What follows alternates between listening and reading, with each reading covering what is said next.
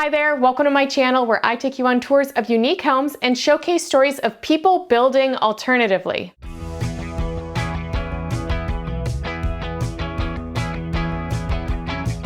In this episode, we're gonna meet one creative family, and they're gonna take us on a tour of not one, but two incredible Hobbit hole homes that they built themselves. Crafted entirely from local materials, they'll talk about the challenges of building an earth home and reveal how they brought their Shire to life. But before we jump right in, make sure that you're subscribed and hit that notification bell because that's the only way you're gonna know every single time we publish a new unique home tour.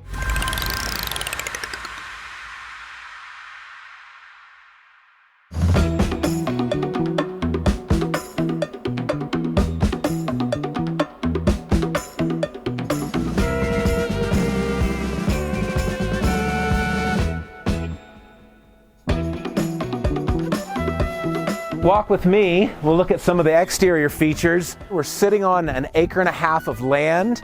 The home is about a total of a little over 1,800 square feet. These are connected units. The bottom unit's about 1,100 square feet. The upper unit, it's about another 700 plus square feet. They share a common wall and an interior stairwell, so they can be rented as one unit or two units.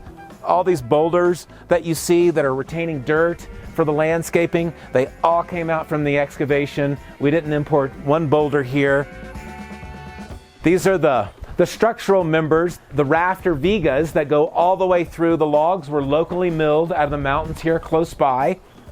These are not small logs. They're about 1,000 pounds a piece, and they were not easy getting in. It was a very patient, time-consuming part of the project to get it really right and to really form this arch well. Another challenge was bending the roof decking, which is the wood laying on top of the logs. We got the wood in 16-foot lengths. We put about 5 sections together at one time, and we were able to nail one end and slowly bend on the other end.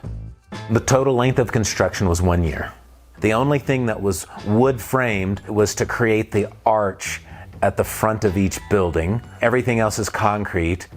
Creating the shape of the structure and how deep the structure was going to be buried on the ground, translating that from a two-dimensional piece of paper to 3D reality was one of the most challenging aspects of it. I felt like this was a big sculpture at times. We didn't want any synthetic material on the face of either of these two walls and to really feel the organic nature that we were trying to achieve. Regarding the door, in our heart of hearts, we wanted a true, authentic wooden round door, functional round door. But managing the budget was an issue, so what we decided to do is to build this circular structure around a square door with a circular window inset. So come with me and we'll check out the living roof. This was super challenging to make happen. It was the first living roof I've done. It took a lot of research and talking and learning, but it's awesome and we love it. Some of the more technical aspects of a living roof is weight. If you can imagine 10 or 12 inches of soil that's been saturated, it comes in at about 50 pounds per square foot. We have a 40 pound per square foot snow load, so the roof is engineered at 90 plus pounds per square feet. As well, it's about the vapor barriers and the drainage off the roof. And if you don't get that right, you could have problems. And it was my obsession with this house that we're not gonna have problems with the roof because it would be a nightmare to figure out where that was coming from. Also, it's really important that the arc isn't too aggressive, isn't too steep, because you'll have problems with the dirt eroding, especially until you get it established with plants. I'm entering in on the top rooftop of the upper unit. This is one of the best views in the valley here.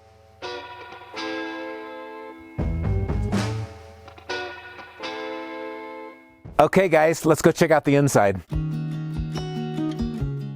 All right, now we're inside. I want you to get a feel for the inside. It's 3 bedrooms, 1 bath. Utilities are really a thing in this climate. It's really one of the #1 considerations. I had to weigh the fact that this home was going to be so efficient, the fact that it's earth bermed, insulated concrete forms, very insulated roof, so super, super efficient. And so I installed radiant tubing in the floor within the concrete floor, so I always would have that option with the heat in the coldest month, I'm spending like $300 a month to run everything, including the heat. So I'm super excited that this worked really successfully.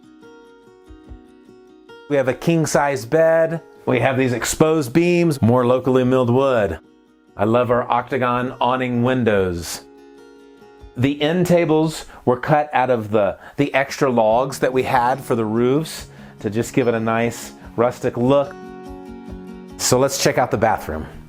We were really looking for a unique countertops in granite throughout the home, and so I went to a granite supplier and looked at their leftover slabs of granite from other jobs to find something super unique but really cost effective. We have our master shower, this is all natural slate in the shower, natural stone floor.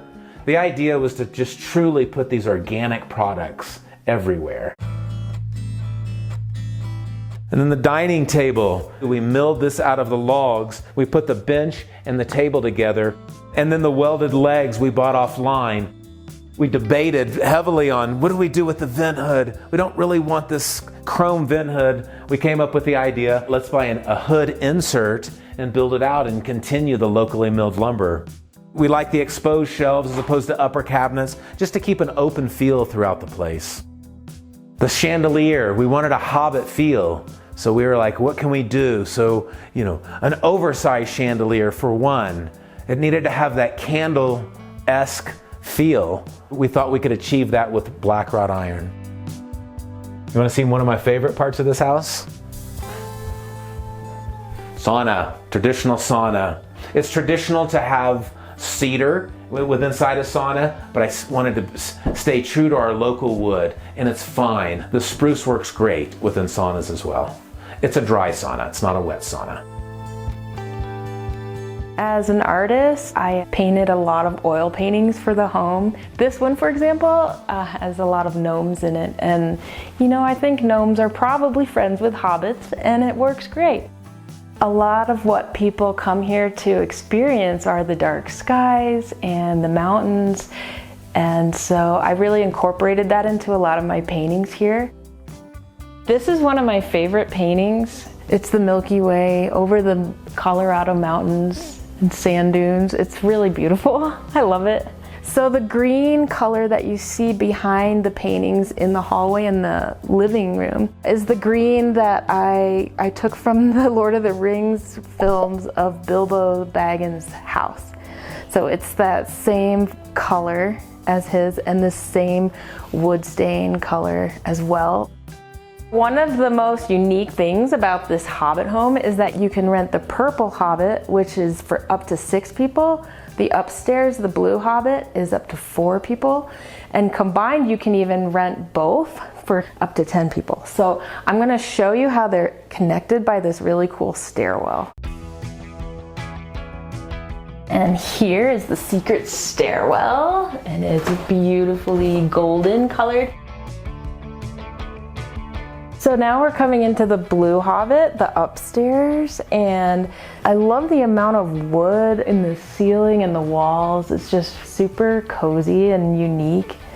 Feels like I'm in the forest in a Hobbit home. The layout of this place is really cool. We have 1 bedroom back behind me and a bathroom.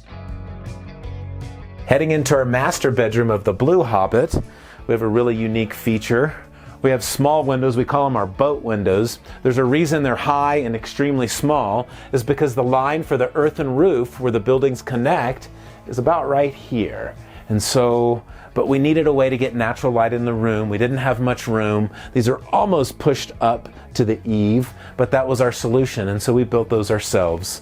You can actually see how thick the walls are with the windows. The finished dimension is about 14 inches thick, is how thick the walls are. So super insulated house. Another feature is the infrared sauna. The original design to this sauna was actually twice as big as this. Designing the sauna and learning the fundamentals of it, which I wasn't aware of, cut the size of the sauna in half. The sauna panels were much more expensive as I had originally thought, and we would have needed twice as many panels to heat a space twice as large as this. And it's more traditional for the infrared saunas just to be smaller. In order to save money on cost and add to functionality, come look at what we did.